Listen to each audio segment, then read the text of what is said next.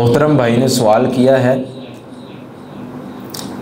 कि पहले तशहुद में मसलन अगर 4 रकात वाली नमाज है, ज़ोहर असर मगरिब इशा, और उसके अंदर जो पहला तशहुद होता है, क्या उसमें दुरूद पढ़ना ज़रूरी है या नहीं?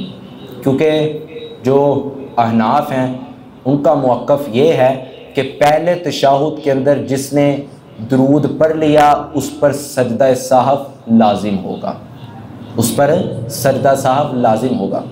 भाइयों, इसका जवाब ये है कि आप पहले तशहुद, 2 तशहुद हैं 4 रकत नमाज के अंदर, आप पहले तशहुद के अंदर दुरूद पढ़ सकते हैं, रसूलुल्लाह से साबित है।